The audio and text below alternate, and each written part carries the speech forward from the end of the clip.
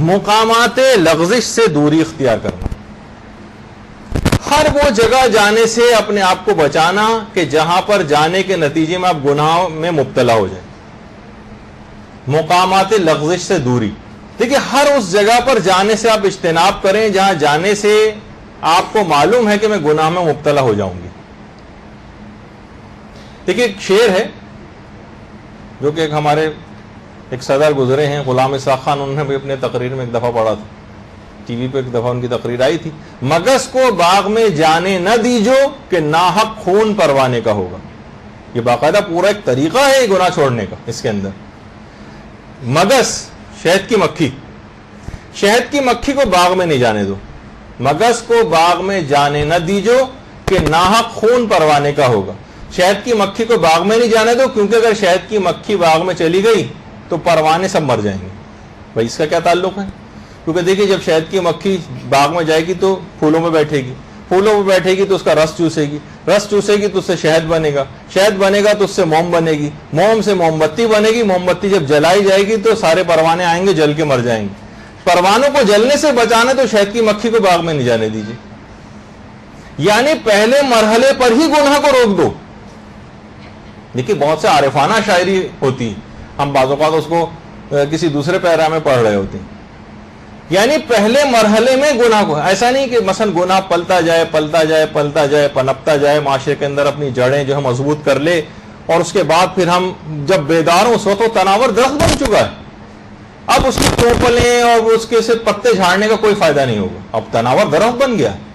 بہت سارے گناہوں کو بہت تو نپ ان دا بڈ جس کو کہا جاتا ہے نا، انگریزی کا جو محاورہ ہے، بالکل ابتدان ہی گربہ کشتن روز اول، جو فارسی کا بھی پہلے دن ہی جناب بلی کو اگر مار کے بھگا دیا جائے تو وہ پھر وہ آنا بند ہو جاتی، لیکن ایک دفعہ سے چیچڑے کھانے کی اور عادت ہو جائے اس جگہ پہ آ کے تو بہت مشکل ہے اس کو اس سے پیچھا چھوڑانا.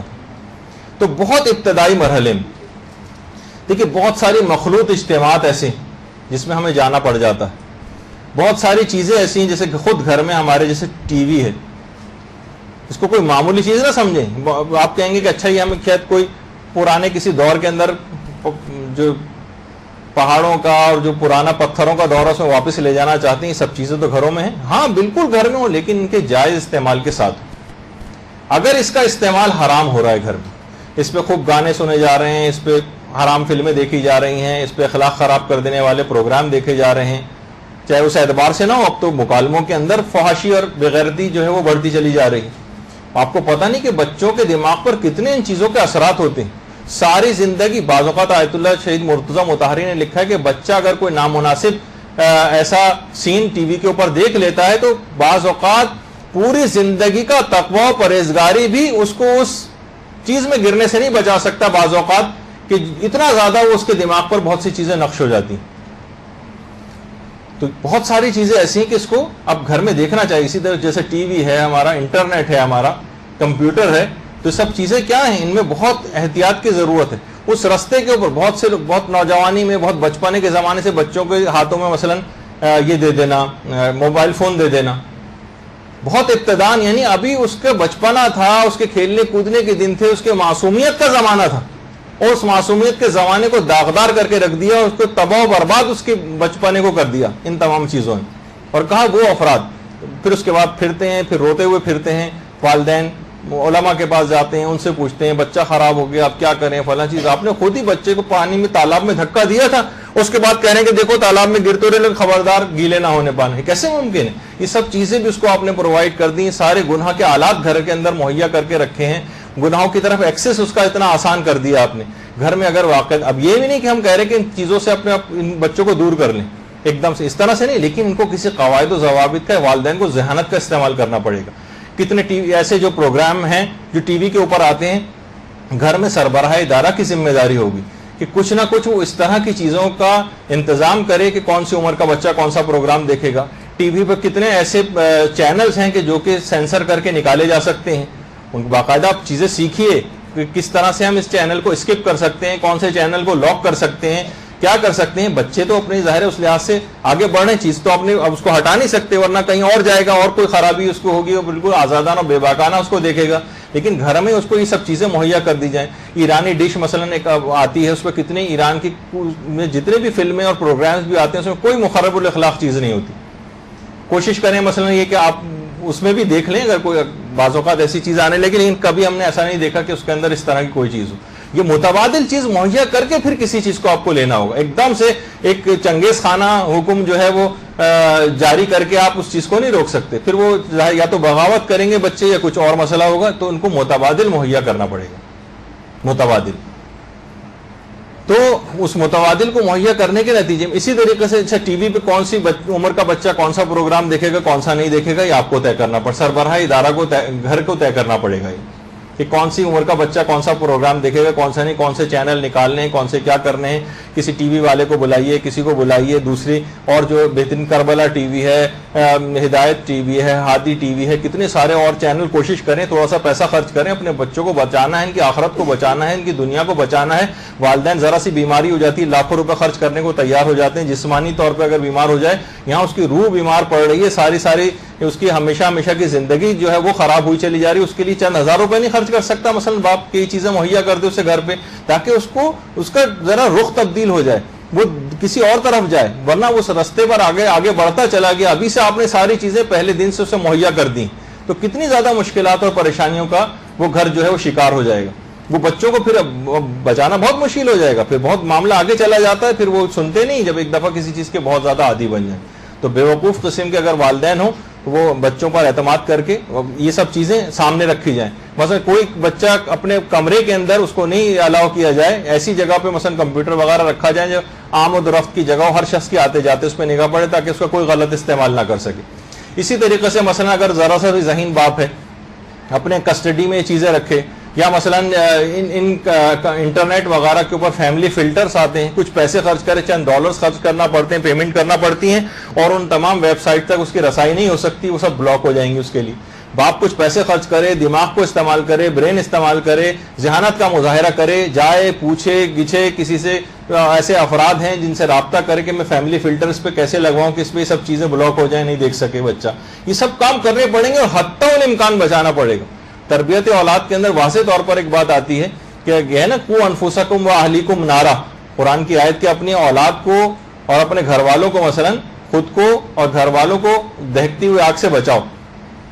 تو آگ سے کیسے بچایا جاتا ہے؟ مثلا اگر بچہ ناسمجھ بچہ 2 سال کا آگ کی طرف جا رہا ہے اور ہمیں معلوم ہے کہ اس کے اندر جل کے مر جائے گا, تو ہم صرف یہ آرام سے کہیں گے دیکھو بیٹا مت جاؤ آگ کی طرف, اور وہ پھر بھی چلتا ہو جا رہا ہے, پھر بھی وہ صرف ہلکے پھلکے طریقے سے کہیں نہیں, آپ اٹھیں گی, بھاگتی ہوئی جائیں گی, چیخیں گی, چلائیں گی, لوگوں کو مدد کے لیے بلائیں گی. یہ سب چیزیں آپ کو کرنا پڑیں گی, پھر کہیں جا کے آپ اس بچے کو اس آگ سے بچا سکیں گے. تو یہ بھی جہنم کی ایک آگ ہے دہکتی ہوئی, جو ان تمام ان چیزوں ان کی برزخی شکل بنے گی.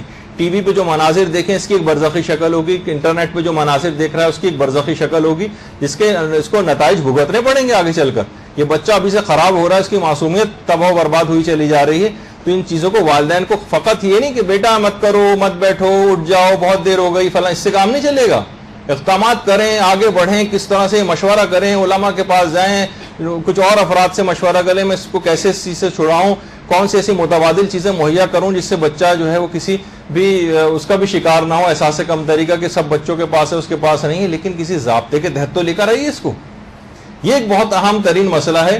دیکھیے ایک زمانہ تھا, یہ دیکھیے کہ جیسے ابھی ہم گفتگو کر رہے تھے کہ مگس کو باغ میں جانے نہ دیجو کہ نہا خون پروانے کا ہوگا, کہ شہد کی مکھی کو باغ میں نہیں جانے دینا, کیونکہ پہلے مرحلے پر ہی اس کو روک دیں گناہ کو. ورنہ یہ جب معاملہ بچہ اس کا اتنا عادی ہو گیا, لاکھ آپ اسے منع کریں وہ مانے کا نہیں. بچہ اس کا اتنا عادی ہو گیا کمپیوٹر وغیرہ کا, لاکھ منع کر نہیں, اسے کسی جب چیز دلائیں اس سے باقاعدہ ایگریمنٹ کریں, بٹھا کے سنجیدہ گفتگو کریں بچے سے. بعض اوقات یہ بھی ہمارے یہاں ہوتا ہے کہ باپ اور والدین نا سنجیدہ گفتگو نہیں کرتے, ہنسی مذاق میں بات ہو رہی ہے, سرسری طور پہ بات ہو رہی ہے, یا خود والدین کا اپنا کیریکٹر بھی اتنا ماشاءاللہ اتنا اچھا نہیں رہا ہے کہ وہ بچہ ہی ان کے اوپر بلکہ اعتراض کر دے گا کہ اس تو سب آپ خود کر رہے ہوتے ہیں, روزانہ ہر طرح کے چینل ٹی وی کے اوپر خود ہی آپ بیٹھ کے بدل رہے ہیں اور دیکھ رہے ہیں, تو آپ کی اثر پذیری بھی نہیں ہوتی.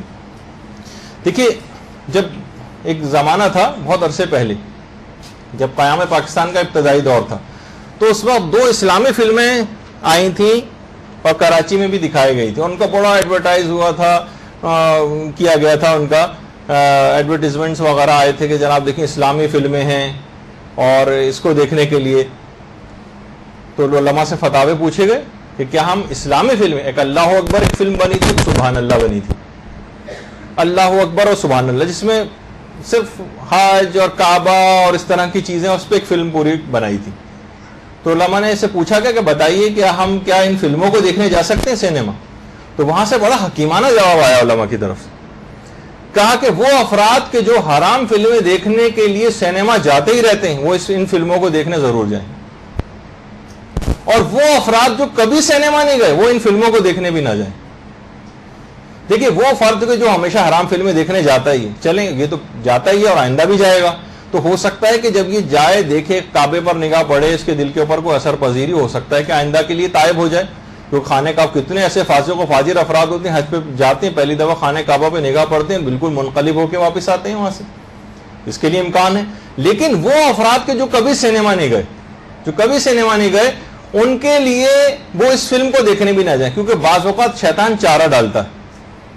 دیکھیے جب وہ انسان جو کبھی سینما نہیں گیا اب یہ جائے گا دیکھنے کے لیے وہاں پر، تو وہاں کا ایئر کنڈیشن ماحول دیکھے گا اور تاریکی اور بڑے بڑے اتنی بڑی اسکرین، اس کو دیکھنے کا اس کو ایک الگ چسکا لگے گا. پھر یہ حرام فلمیں بھی دیکھنے نہ چلا جائے اس ایک فلم کو دیکھنے. تو شیطان بعض اوقات چارہ ڈال کے آگے لے کر آتا ہے اس طرف آؤ، تو نہیں، اس کو پہلے مرحلے پر ہی روک دو. تم کیونکہ کبھی دیکھنے نہیں گئے تو اس کو بھی دیکھنے مت جاؤ وہاں پر، اس برائی کی جگہ پہ ہو سکتا ہے کہ تمہارا دل بار بار چاہنے لگے جانے کے لیے. لیکن جو جاتا ہی رہتا ہے یہ آئندہ بھی جائے گا، تو اس کے لیے امکان پھر بھی ہے کہ یہ راہ راست پر واپس آ جائے. تو بہت ساری دیکھیے چیزیں ایسی ہیں، کتنی پکنک پارٹیز ایسی ہوتی ہیں، کتنی تقاریب ہمارے گھروں میں ایسی ہوتی ہیں کہ جو کہ حرام کام کا پیش خیمہ بن جاتی. وہ ہوتی بڑی حدیث قصہ سے بعض اوقات ابتدا ہوتی ایسے پروگراموں کی، تلاوت قرآن سے بعض اوقات ابتدا ہوتی. ٹی وی کے جتنے بھی وہ پروگرام آتے ہیں جس کے اندر مثلا ایوارڈز کی تقریب اور فلاں، اس میں قاری صاحب آتے ہیں اور پہلے جو ہے وہ مثلا اس میں آ کر گفتگو یعنی تلاوت قرآن کرنے لگتے ہیں آ کر، اور اس کے بعد وہ بس وہاں کی حد تک تلاوت ہوتی ہے. اس کے بعد جو فسق و فجور اور گانوں اور اس کا سب تمام کا سلسلہ شروع ہوتا ہے وہاں پر، تو ہر قسم کا غیر اسلامی کام وہاں پر ہم کو نظر آتا ہے. تو ابتداً پہلے مرحلے پر ہی اس چیز کو روک دینا ضروری ہے گناہ کو، کیونکہ ایک دفعہ بھی یہ چیز آگے آئی تو پھر یہ بات یاد رکھ لیجئے.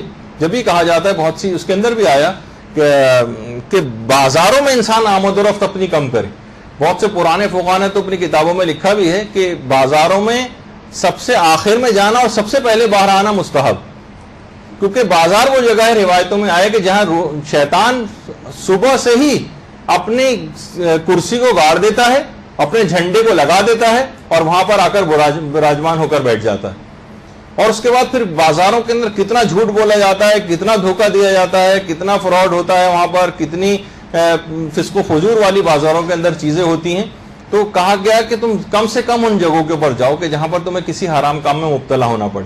بہت سی چیزیں دیکھیے ہو سکتا ہے بہت نامانوس سی آپ کو لگ رہی ہوں کہ کاموں کے سلسلے میں جانا تو پڑتا ہے، تو منع نہیں کر رہے جانے سے، لیکن اپنے پردے کا اہتمام کرتے ہوئے، فسق و فجور سے بچتے ہوئے، اپنے نگاہوں کی حفاظت کرتے ہوئے، اپنی زبان کو کنٹرول کرتے ہوئے، اور ان جگہوں پہ جائیں، اپنا مخصوص کام کریں. ونڈو شاپنگ نہیں کہ بس گھنٹوں بازاروں کے اندر نکلے ہوئے اور گھنٹوں کے بعد واپس آ رہے ہیں، ضرورت کی چیز نہیں اور واپس آئیں. اگر اپنے آپ کو روحانیت کو بچانا ہے اور اگر روحانیت کو تباہ و برباد کرنا ہے تو تمام طریقے آپ خود بخود آئے رہے ہیں اس کے اندر، وہ بھی سیکھتی جائیے آپ کہ کن کن چیزوں سے روحانیت تباہ و برباد ہوگی. برحمتك يا أرحم الراحمين وصلى الله على محمد وآله الطاهرين.